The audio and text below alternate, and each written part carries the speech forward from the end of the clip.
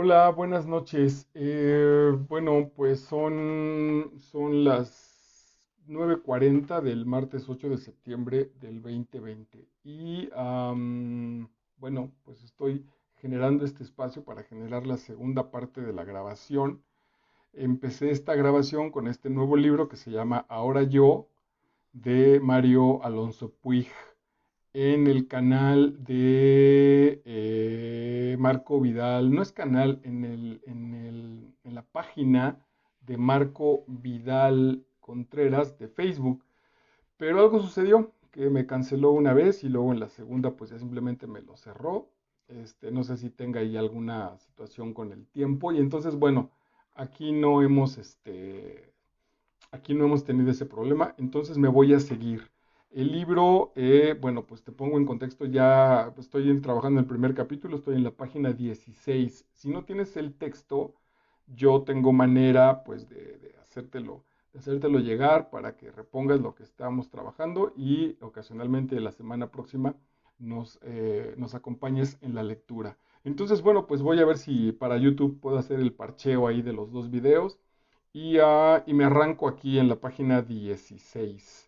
Está explicando Mario Alonso Puig cómo va a ser el desarrollo de la lectura de este libro y dice que en la cuarta parte del libro y la última fase tenemos que saber cómo mantenernos caminando a pesar de las dificultades, los errores y las caídas. Necesitamos aprender una forma nueva de relacionarnos con el error, porque lo que nos hace más fuertes no es caernos, sino levantarnos siempre una vez más de la que nos caemos. El error solo puede ser creativo si cuando se produce, en lugar de intentar negarlo, borrarlo, esconderlo o martirizarnos por haberlo cometido, seguimos construyendo algo valioso a partir de lo que aprendamos de él. Si tengo la fortuna de acompañarlo en este entrenamiento en fortaleza mental y emocional, es importante que sepa que donde debe depositar su confianza no es solo en mí, sino sobre todo y por encima de todo en usted. Se lo digo porque es donde yo también he de depositar mi confianza, no en mi mayor o menor capacidad, sino en usted y en su enorme potencialidad como persona. Sé que mi misión no es nada más y nada, sé que mi misión no es nada más y nada menos que ayudarlo a usted, si me da su permiso, a descubrir su grandeza y a caminar hacia su plenitud. El gran atleta es usted, no yo. Yo sería su coach, su entrenador personal, alguien que sabe, aunque tal vez no lo conozca personalmente, que usted puede experimentar una vida mucho más plena de lo que quizá imagine. Si se anima, vamos a dar un paso adelante, porque entre el saber y el saber hacer está precisamente esa sabiduría que posibilita la transformación. Bueno, de eso se va a tratar este texto maravilloso y arranca pues el segundo capítulo en la página 17 con el maestro de Aikido, donde nos está determinando que la responsabilidad del cambio está en nosotros. Posiblemente podamos funcionar tanto el maestro Puig como un servidor, como un coach, como alguien que los acompaña, pero el atleta y el del ejercicio son ustedes mismos. Yo mismo vivo ese proceso con la gente que se encarga de mi entrenamiento personal. Cuando ves a un hombre bueno, trata de imitarlo. Cuando veas a un hombre malo, examínate a ti mismo. Qué maravilla, ¿no? Eso lo dijo Confucio. No vayas a la crítica y al juicio, sino ves esa conducta y dices, a ver, ¿cómo estoy yo con respecto a eso que estoy viendo?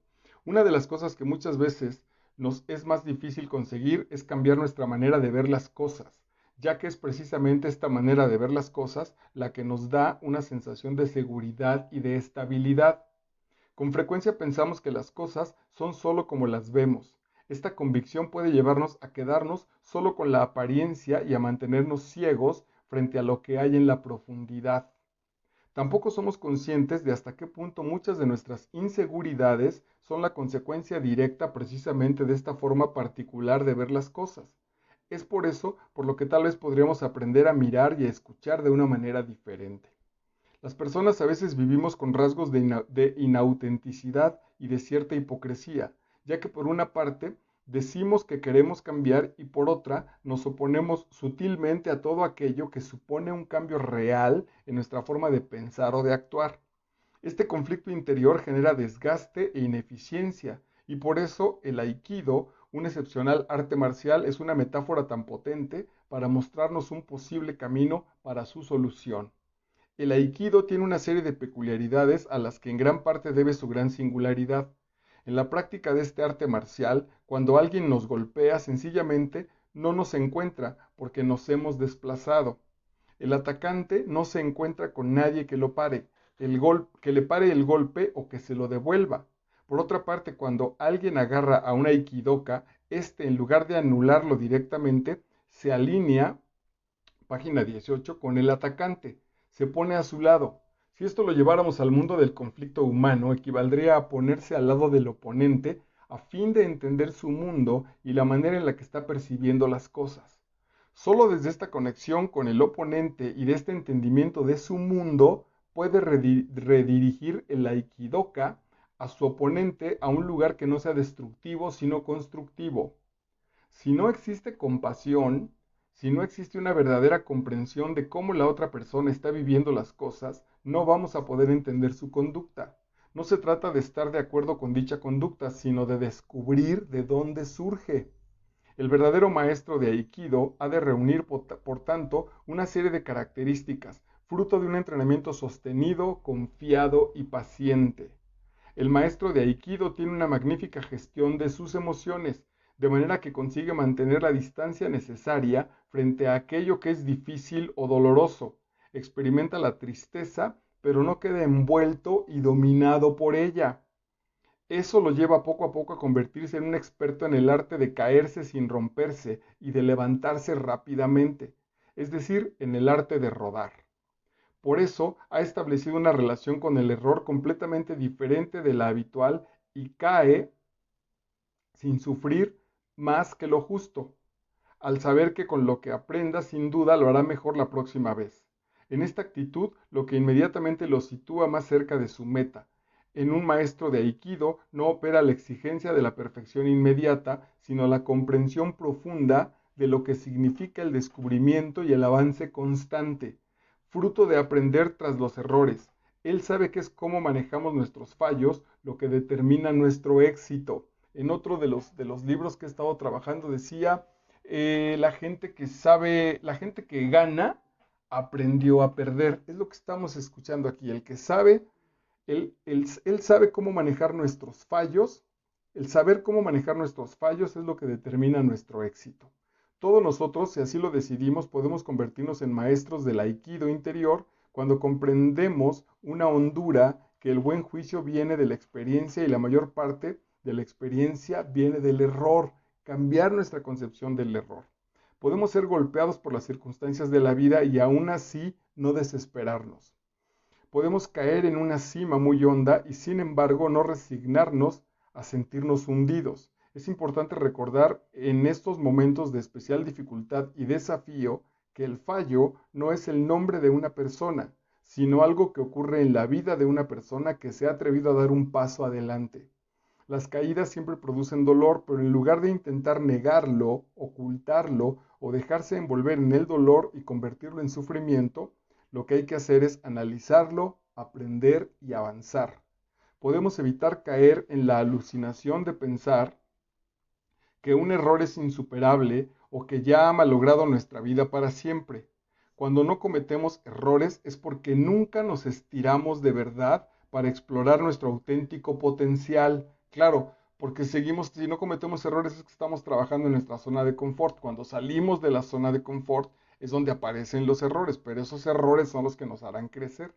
Solo hay dos desenlaces de nuestras acciones. O conseguimos lo que queremos o aprendemos algo esencial para conseguirlo la próxima vez. Como anuncio te remito también a uno de los libros que recién presenté que se llama A veces se gana y a veces se aprende. También está en Master Vidal. A veces se gana y a veces se aprende, donde es una profundización de este punto de vista, donde conseguimos la meta y si no conseguimos la meta no perdemos, aprendemos la manera, cuando menos ese canal donde estábamos para conseguir esa meta no es, nos podemos cambiar a otro. Un error puede enseñarnos mucho solo si se lo permitimos. Aquí reside la naturaleza creativa del error. Uno de los mejores cirujanos cardíacos que existen en el mundo es el Dr. Cosgrove, en la actualidad el jefe de cirugía cardíaca de la Cleveland Clinic en Ohio, Estados Unidos. La historia de este verdadero campeón de la cirugía es muy singular. El doctor Cosgrove hizo su especialidad en el Hospital General de Massachusetts, que pertenece a la Universidad de Harvard en Boston. Los médicos que le enseñaban no veían en el joven residente a alguien especialmente brillante. De hecho, consideraron que nunca llegaría a ser alguien que alcanzara algún día un verdadero prestigio. Tengamos en cuenta que el servicio de cirugía cardíaca del Hospital General de Massachusetts ha sido a lo largo de muchos años uno de los más reconocidos de Estados Unidos. La cuestión que nos podemos plantear es ¿por qué se equivocaron en tal medida al juzgarlo así? Cosgrove, como ya he comentado, no solo tiene actualmente prestigio como cirujano cardíaco, sino que es reconocido como uno de los mejores del mundo. Él es, junto con su equipo, el artífice de una reducción en un 50% de los accidentes vasculares cerebrales, que a veces lamentablemente pueden producirse tras algunas de las intervenciones cardíacas más complicadas. En una entrevista que le hicieron al doctor Cosgrove, le preguntaron cómo era posible que sus mentores en el Hospital General de Massachusetts lo juzgaran de una manera tan desacertada. La contestación que dio el doctor Cosgrove fue sorprendente. Ellos no sabían la manera en la que yo me relaciono con el error. ¿Ok? Sorprendido ante la contestación, el periodista le pidió que aclarara lo que acababa de decir. Mire, contestó Cosgrove, cuando se produce un error, cuando aparece el fracaso, se genera mucho dolor en uno mismo y en los demás. Para evitar este dolor es muy frecuente dejarse llevar por la tendencia a ignorar el error, ocultar el error o culpar a alguien, sea uno mismo o sean otros. Así nunca se aprende.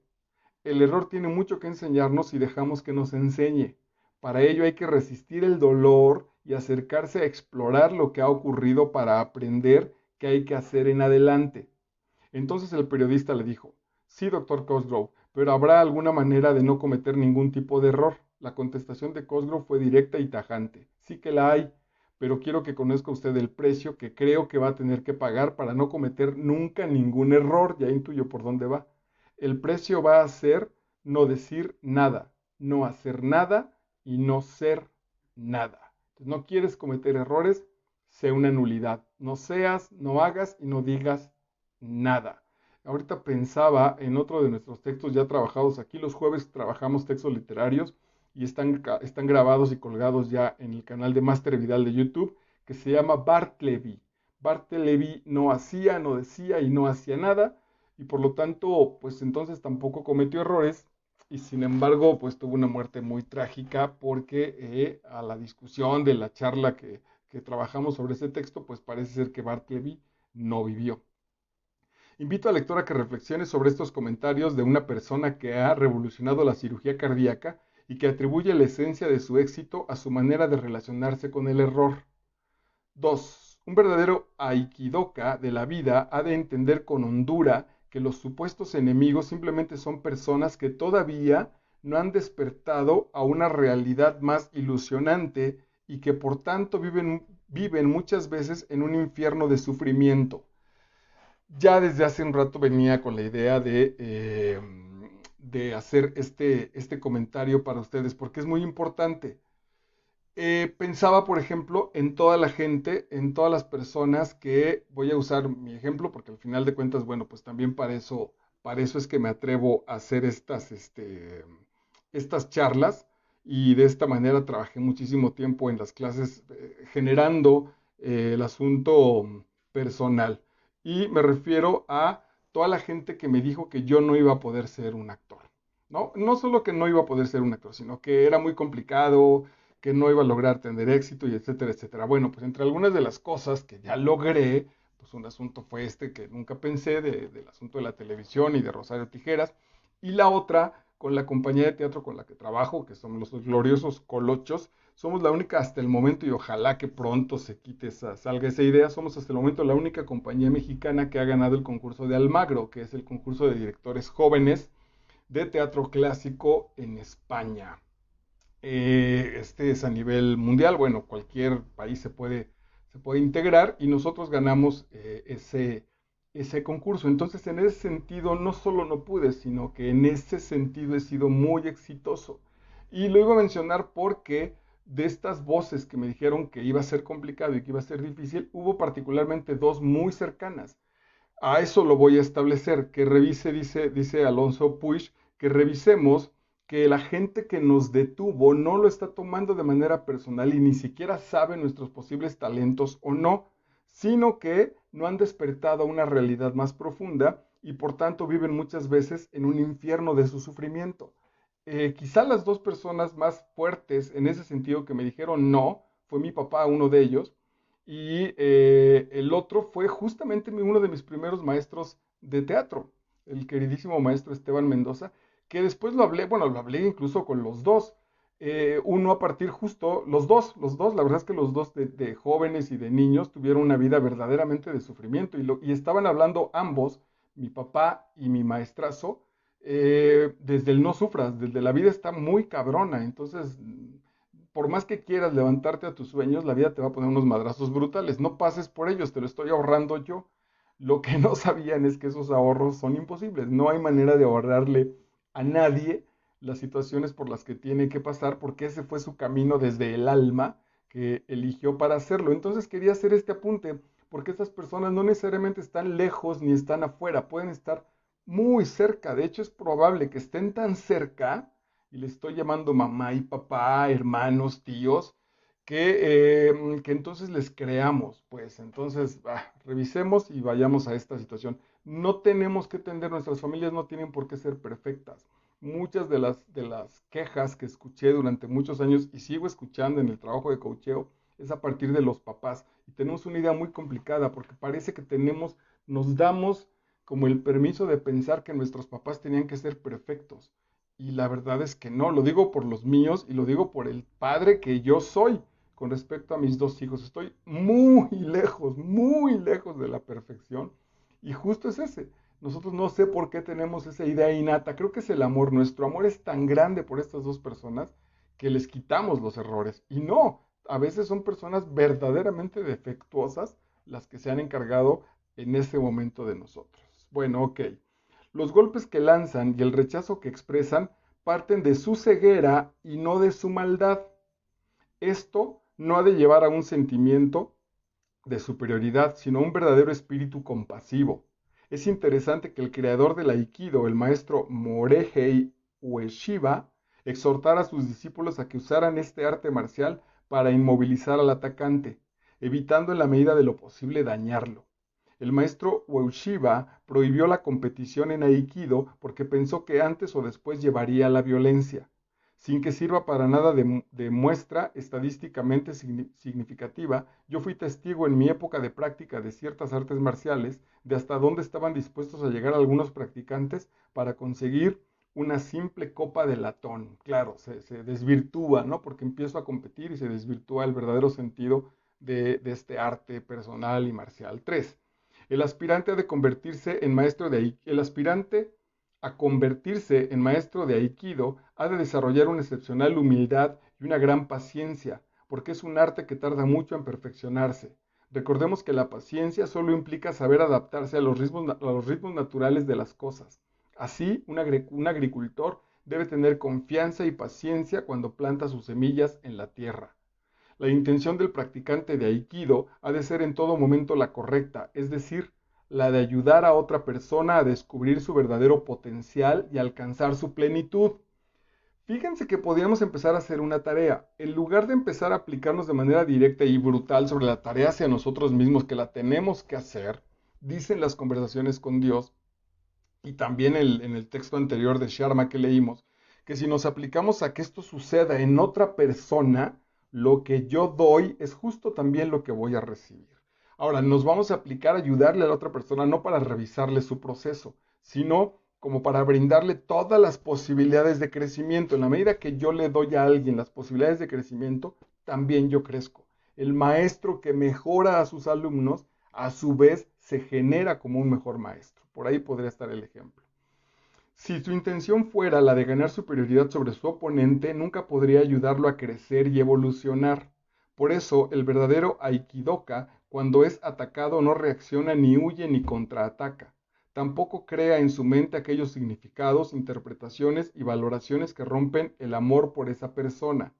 El aspirante a maestro de Aikido no rechaza lo que aparece en su presente, sino que lo acepta y lo abraza porque sabe que es su gran oportunidad, por una parte de servir de instrumento para la actuación del universo y por otra de descubrir aquello que estaba oculto. Maravilloso. El presente entonces, con humildad, nos disponemos a ser un instrumento de desarrollo desde el presente y la otra nos va a permitir descubrir lo que no estamos viendo.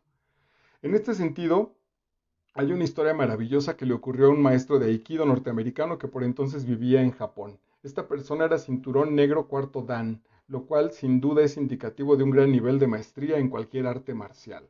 Un día este aikidoka cogió un tren cerca de Tokio y se situó de pie en el pasillo a unos escasos metros frente al lugar donde estaba.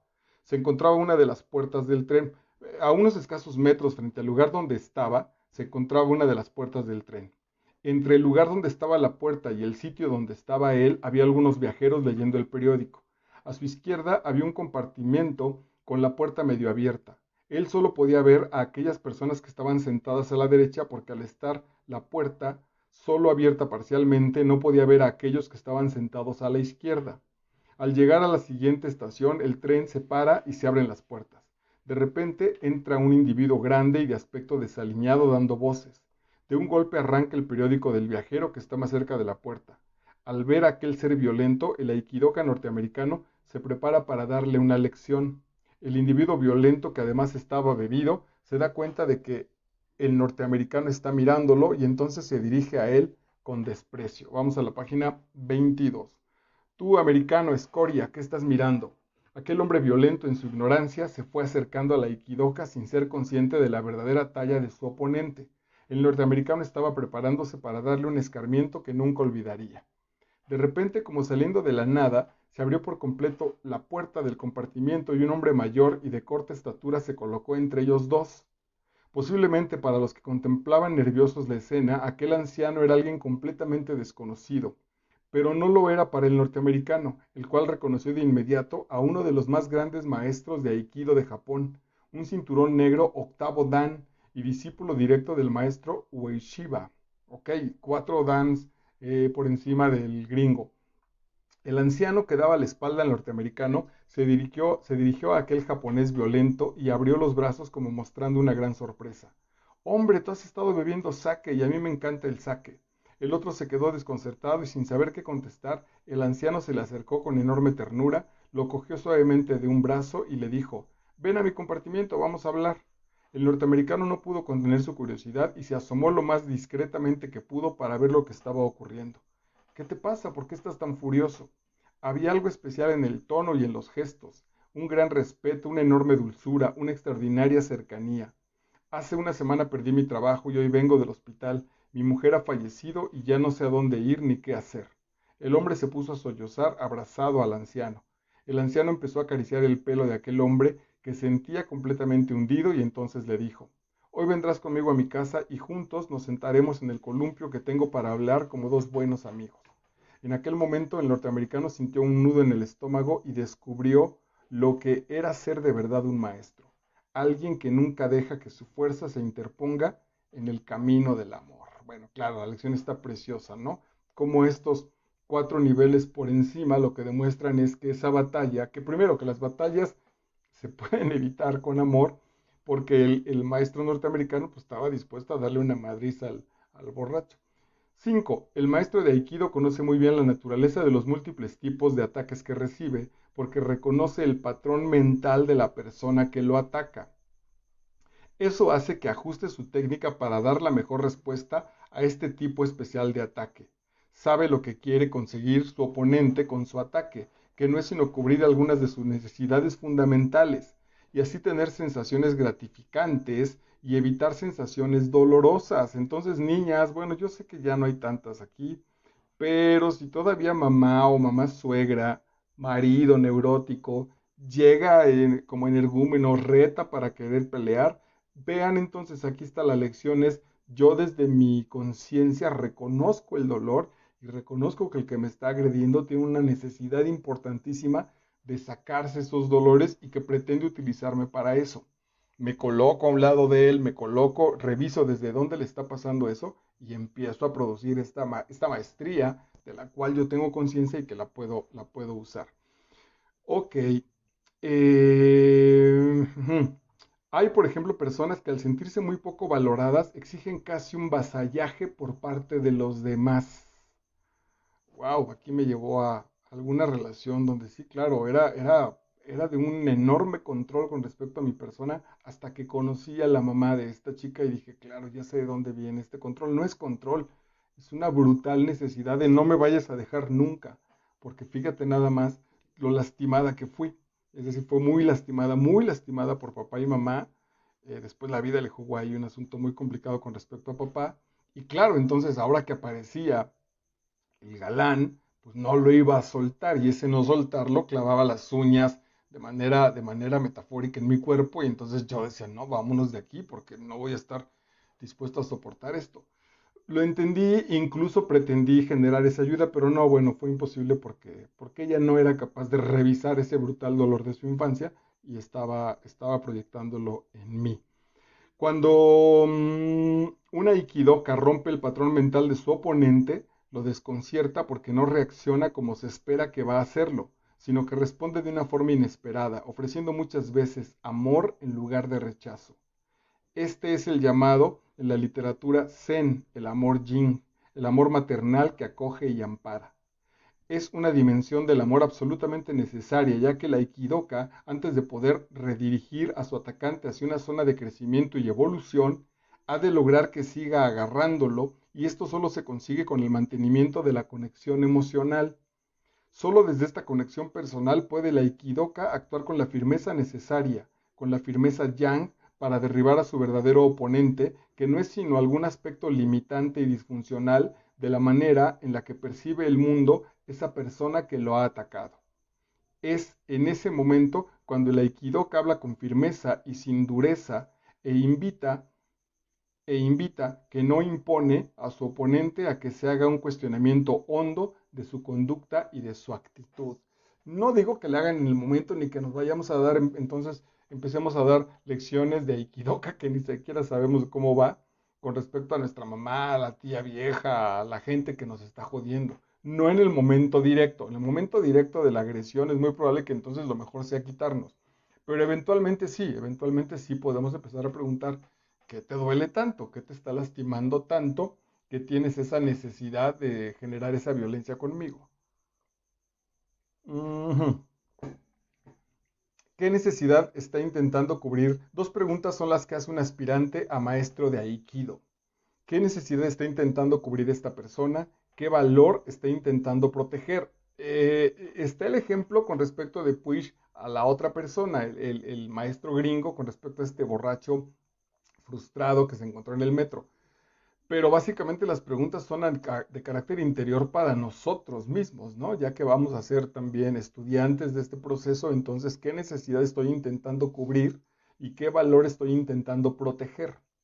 El aspirante a maestro de Aikido trabaja continuamente su equilibrio personal porque sabe perfectamente que el oponente de mayor envergadura no está fuera, sino en su propio interior. Por eso, ante el ataque de las voces negativas y disfuncionales, en lugar de resistirse o rechazarlas, las comprende.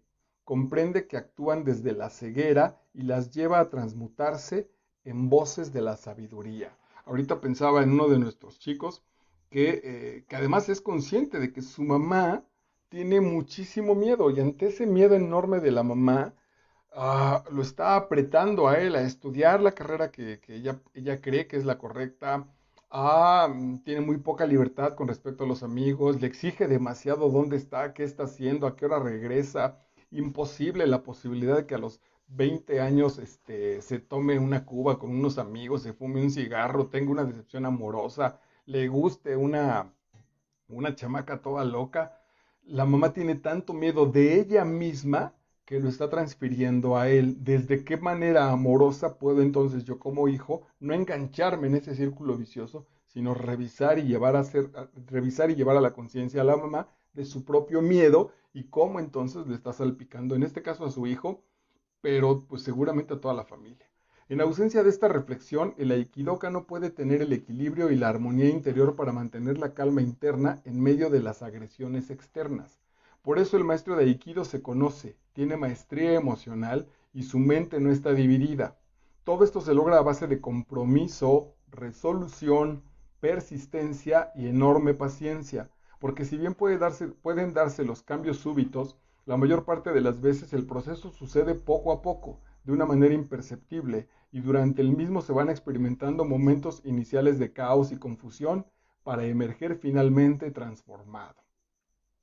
Como vemos, todos podemos convertirnos en maestros de aikido interior cuando aprendemos a ver en los demás las semillas de la grandeza y los ayudamos para que ellos también las descubran. Un niño sin ningún futuro, Ben Carson, niño de color, hijo de una madre sin estudios que fue abandonado por su marido. Cuando él nació, experimentó niveles muy profundos de soledad, tristeza y desesperanza. Visto por sus compañeros y por la mayoría de los profesores como el tonto de la clase, fue cayendo en una espiral de frustración e ira. Sin embargo, Ben tenía una madre que creía en él y un profesor que constantemente le transmitía lo mucho que confiaba en sus posibilidades. Un día algo sucedió y ese potencial que había dentro de Ben despertó y afloró y comenzó a desplegarse. Ben empezó a mejorar en los estudios, superó a todos sus compañeros de clase y acabó obteniendo las mejores calificaciones de su escuela. Posteriormente fue becado por una de las mejores universidades de Estados Unidos y en la actualidad es el jefe de neurocirugía infantil del Hospital Johns Hopkins en Baltimore. Hoy se le considera el mejor neurocirujano infantil que hay en el mundo. Aquí el asunto es, ojalá su cabeza no esté pensando en que, porque la cabeza es una cosa extraordinaria, en que entonces como no sufrimos tanto, no podemos ser los mejores del mundo en esta especialidad, que en este cuate, pues a él se le ocurrió y decidió ir por ella, sino no desde nuestras circunstancias anteriores, cómo desde ahí las potenciamos para transformar nuestra vida. Ese es el asunto de este trabajo. Tercer capítulo, inventando el futuro. Frase que abre el capítulo. Nada es más libre que la imaginación humana. Eso lo dijo el filósofo David Hume. La imaginación es una de las facultades más sobresalientes que tiene el ser humano y ha estado presente a lo largo de toda nuestra historia. Desde el primer hombre que hace 2,5 millones de años miró una simple piedra y la vio como una posible arma para cazar y defenderse, hasta las grandes construcciones e inventos del mundo actual, la imaginación es, junto con la motivación, uno de los ingredientes básicos del proceso creativo y evolutivo de nuestra especie.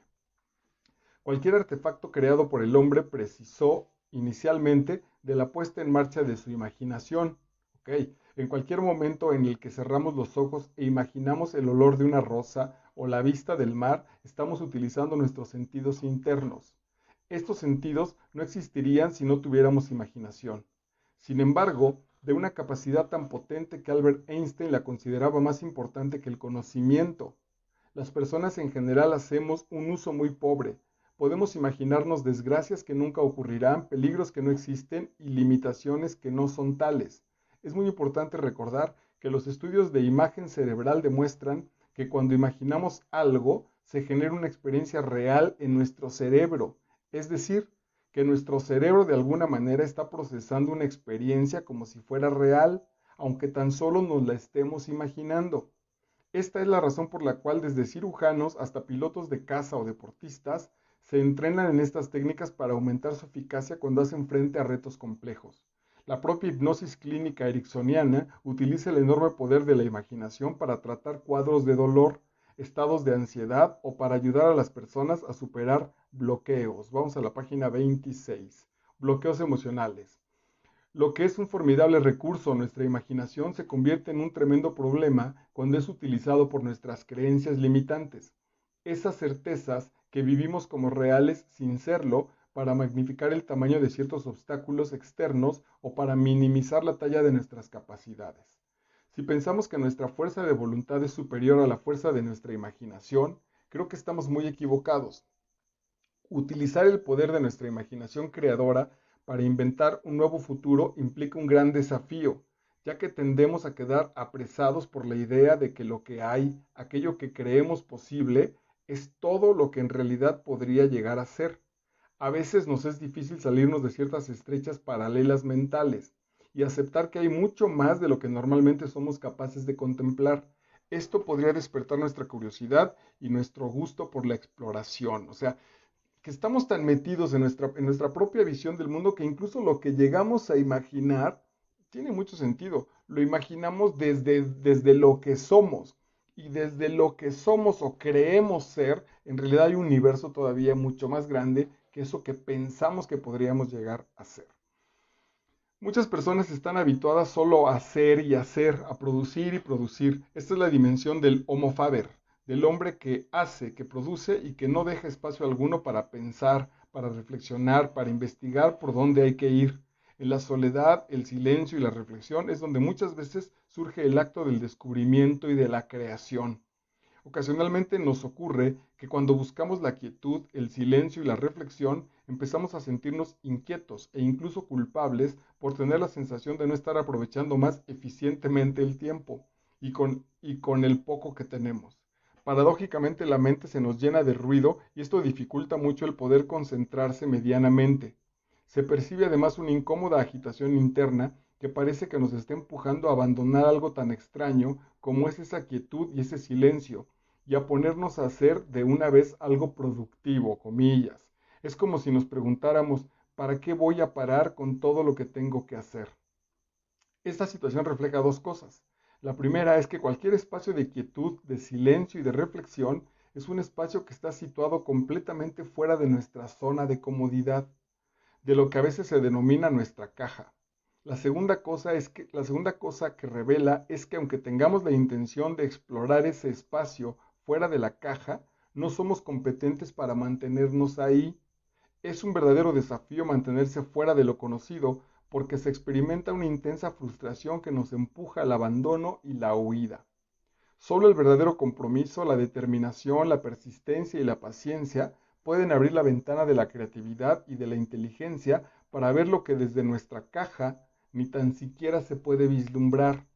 Entrenarse en salir del área de confort y adentrarse en esa área de quietud, silencio y reflexión es un enorme desafío para el Homo faber, que hace tiempo que se olvidó de que también tenía una inteligencia especulativa, una inteligencia reflexiva.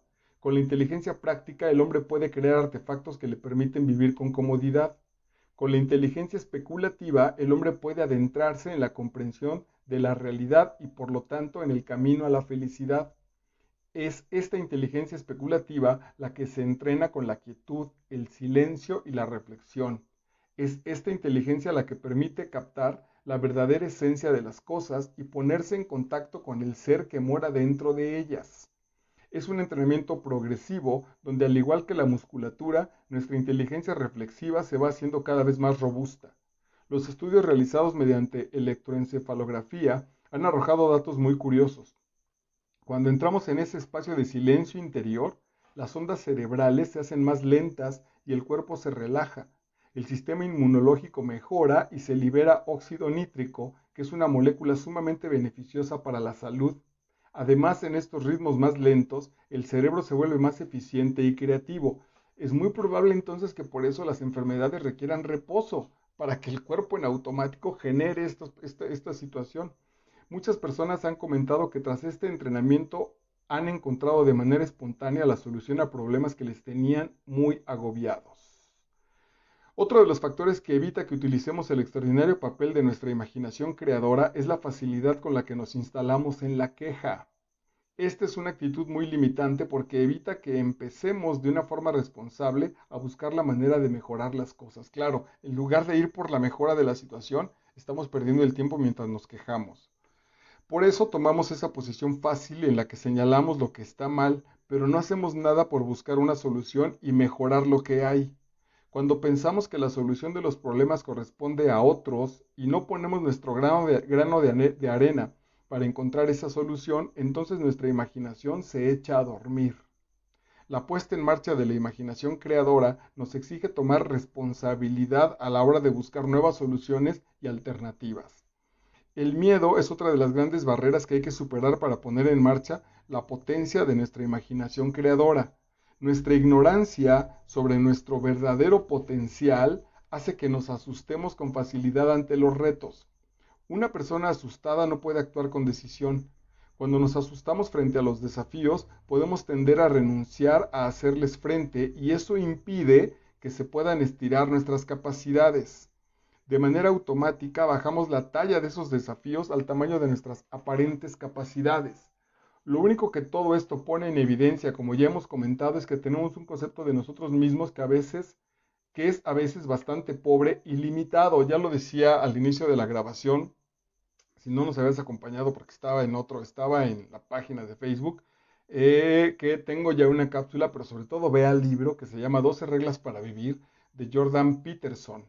Si no, puede haber una guía en YouTube, Master Vidal, busca este texto, 12 reglas para vivir de Jordan Peterson, donde explica cómo las langostas, a partir de los enfrentamientos físicos, generan situaciones mentales, generan situaciones cerebrales. Las que ganan van para arriba y para el éxito en su vida y las que pierden justo se van hundiendo. Ok, no somos conscientes de que tenemos energías, talentos, recursos y fortalezas que están dormidas y que son los grandes proyectos vitales los que pueden hacer que despierten. Necesitamos poner, es un círculo virtuoso en ese sentido, o en el otro, pues vicioso. Conozco el caso de un departamento que se dedica a la generación de combustibles para la alta competición.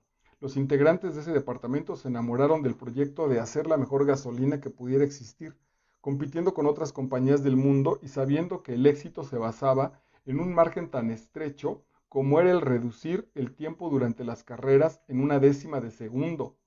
No solo han conseguido convertir su sueño en realidad, sino que han disfrutado enormemente en el proceso y han demostrado al resto de la compañía hasta qué punto, cuando las personas nos sentimos profundamente motivados, abrimos de manera inmediata las puertas de nuestra creatividad. La doctora Teresa Amabile, debe ser italiana, psicóloga de la Universidad de Harvard y una de las máximas autoridades mundiales en su campo, ha demostrado a lo largo de una investigación de muchos años que la motivación interna, aquella que no depende de premios o castigos, es la clave para abrir el proceso creativo, tanto en las ciencias como en las artes. Es otra evidencia de hasta qué punto la creatividad surge de la pasión. Cuando las personas nos atrevemos a pensar en grande, nos enamoramos de los proyectos y los hacemos nuestros, se empieza a desplegar en nosotros un potencial asombroso, lo que evita que pensemos en grande y nos enamoremos de nuevos proyectos extraordinarios. No suele ser otra cosa que nuestras dudas acerca de nuestra capacidad y nuestro miedo al fracaso, al creernos a veces muy pequeños e insignificantes ante la talla del desafío. Nuestro miedo se refleja en forma de todo tipo de excusas y justificaciones. Rechazamos, criticamos, ignoramos, nos rebelamos porque no somos conscientes de nuestra auténtica talla. Por eso, cuando convertimos esos proyectos en realidades, se produce la inmensa alegría del autodescubrimiento. No es simplemente una sensación de triunfo por haber logrado el objetivo, sino sobre todo por haber sido capaces de superarnos, de sobrepasarnos a nosotros mismos. Lo que experimentamos es una alegría profunda, fruto de haber descubierto en uno mismo un potencial que hasta ahora nos era desconocido. Imaginemos la autoconfianza que da esto ante los futuros retos. Lo que hemos conseguido es que se haya ampliado la imagen que teníamos de nosotros mismos y por consiguiente hemos crecido y evolucionado como personas. Las personas cuando pensamos sobre el futuro frecuentemente lo hacemos mirando al pasado y actuamos tomando como referencia nuestras experiencias previas. Por eso las mujeres dicen ya no más con otro güey porque vienen de la situación pasada, en lugar de imaginar nuevas posibilidades para nosotros y para nuestras vidas. Muchas veces cuando miramos atrás lo que vemos son algunos pobres resultados y pensamos que esos pobres resultados lo que reflejan son pobres capacidades. ¿Ok? Cuando en realidad no es así. Con frecuencia esos pobres resultados lo único que reflejan es una escasa motivación y un limitado compromiso, ya que no fuimos capaces en aquel momento de despertar las energías y los talentos dormidos que necesitábamos para hacer frente a estos retos. Si usted mira al pasado y ve aquellas cosas que quería lograr y no logró, o que quería superar y no superó, se dará cuenta de que lo que tal vez de verdad le faltó fue coraje o determinación o persistencia o paciencia. No suele ser la falta de conocimientos o de inteligencia lo que le impide que superemos las cosas, aunque en un análisis rápido y superficial pueda parecernos que es así. Lo que habitualmente evita que superemos las cosas y alcancemos las metas es nuestra escasa eficiencia para aflorar ciertos recursos emocionales cuando más los necesitamos. No es que no los tengamos, sino que no los desplegamos. Lo que el corazón quiere sentir se lo muestra la mente. Son las emociones las que abren el intelecto y no al revés. Atención, esto es importantísimo. Son las emociones las que abren el intelecto y no al revés. Es las ganas de querer resolver las cosas las que me va a permitir que se abra la posibilidad. Pero ¿cómo se va a abrir nuestro intelecto si estamos asustados, si no confiamos en nosotros mismos o si no estamos realmente motivados? Lo primero y fundamental es tener fe en nosotros mismos y en nuestras posibilidades. Lo segundo es crear, inventar un proyecto apasionante. Y lo tercero es comprometernos firmemente en hacer de ese proyecto una realidad. Por eso, lo que tal vez nosotros necesitamos aprender es a aflorar esos recursos emocionales que tanto necesitamos. Para lograr esto hay estrategias específicas, la mayor parte de las cuales pasan por la utilización de nuestra imaginación creadora, que es la que nos va a ayudar a descubrir nuevas opciones y caminos para aprovechar las oportunidades existentes. Ok, vamos a leer esta última página y cerramos nuestra lectura de hoy. Construir desde el pasado hacia el futuro es una forma muy limitante de inventar el futuro, porque sin darnos cuenta de ello estamos asumiendo que lo que no pudo ser en el pasado tampoco podrá ser en el futuro. Sin embargo, construir en el futuro y desde ahí retroceder hasta el presente, atención con esto, construir en el futuro, ir a ver al tipo o la tipa que ya logró el objetivo que estoy buscando, verme recibiendo otro premio, un premio en Europa con mi compañía de teatro, verme generando giras en los teatros más importantes de Europa y generando giras y funciones exitosas en México, verme allá va a reconstruir mi proceso mental con respecto a verme en el presente con respecto a los fracasos del pasado. Sin embargo, construir en el futuro y desde ahí retroceder hasta el presente es la manera de generar algo que no pueda ser predecible desde el pasado. ¿Ok? Sin embargo, estamos tan aferrados a nuestro pasado, nos identificamos tanto con él, que nos cuesta dejarlo en su sitio cuando avanzamos hacia el futuro.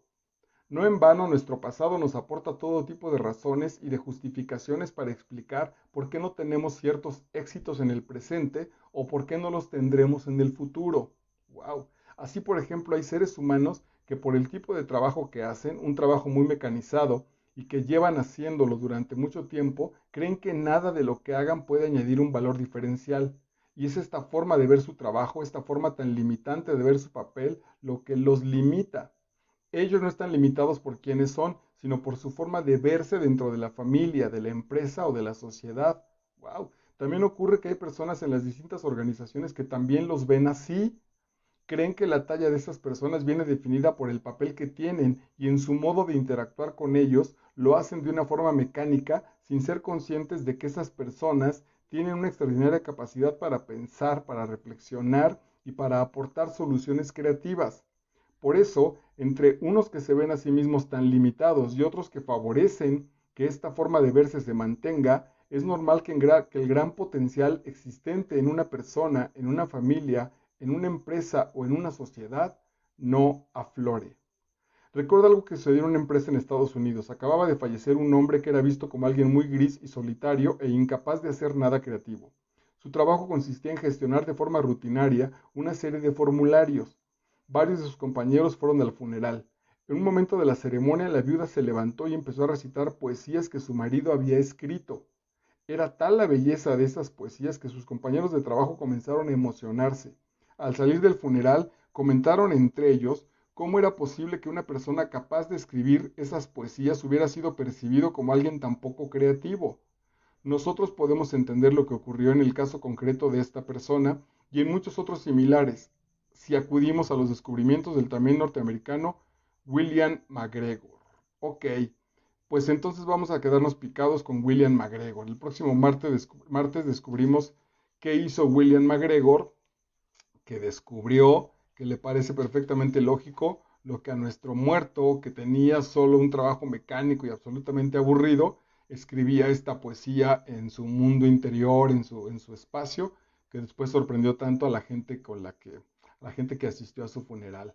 Bueno, pues este video voy a contarles rápidamente la historia de hoy. Me fui a una página, abrí una página porque de esa manera pues parece ser que tengo más posibilidades de que estas charlas y el trabajo que hago se den a conocer y generar un mejor y un servicio más amplio. Entonces me fui a la página de Marco Vidal Contreras de Facebook. Pero en esa página, cuando empecé a transmitir, a los 40 minutos me canceló la grabación. Y entonces, bueno, pues esos 40 minutos, si los recupero, haremos una especie de parche. Y esos 40 minutos y este resto de la charla, que aproximadamente duró también 50 minutos, ya aquí en mi muro de Facebook, pues intentaré que queden unidos y los subiré a YouTube, al canal que se llama Master Vidal. Si no, solo esta segunda parte, después de todo el primer capítulo, fue un poco el mapa y las distinciones hacia dónde iba. Estamos leyendo Ahora yo de Mario Alonso Puig y seguiremos con esta lectura el próximo martes. Mañana, hoy es martes 8, mañana miércoles 9, te quiero invitar porque voy a voy a ver si puedo seducirte para que leas En busca del tiempo perdido de Marcel Proust en el primer tomo, que es Por el camino de Swan. Y ya después, si lo logro y te sigues con los otros 6 tomos, pues será maravilloso. Y ahorita bueno, y el jueves tenemos este espacio de literatura donde pues te puedo mandar el texto ya trabajado. No voy a leerlo todo como en este caso, sino me voy a las páginas que fui marcando que detectan pues las joyas o los momentos más importantes para la lectura en el nivel 7 y vamos a leer El Mago de Oz el próximo jueves a las 9 de la noche. Y esta semana va a ser de entregas y el viernes voy a leer voy a trabajar Introducción al Pensamiento Sistémico, que ahorita me hace mucha referencia con que no solo basta ir a trabajar hacia nosotros y revisar si nos faltó actitud y nos faltó coraje. Hay muchas situaciones en nuestras relaciones personales, en el trabajo, donde la meta puede ser que más allá de reconocer nuestra actitud o nuestra motivación, podamos encontrar que podemos trabajar y mejorar el sistema. Hay montones de cosas que están defectuosas a partir del sistema. Bueno, pues el viernes a las 9 de la noche en el muro de Facebook trabajaré ese proceso. No he podido encontrar, necesito asesoría he visto que algunas charlas se van leyendo los mensajes y puedo irlos contestando. Aquí no tengo en la pantalla, tengo mi pantalla quieta, solo está ahí que estoy en vivo. Por eso es que me confío y lo grabo. Pero una vez que esté este video, abajo, pues si tienes dudas, déjame comentarios, si quieres que charlemos sobre el texto, sobre tus situaciones personales, lo que quieras, te voy a contestar a fuerza. Bueno, a fuerza, porque eso quiero hacer. Entonces, con confianza, pues generemos ese diálogo. Vale, pues entonces te espero en las siguientes cápsulas o en las cápsulas grabadas en Master Vidal. Ten una noche y un día maravillosos. Chao.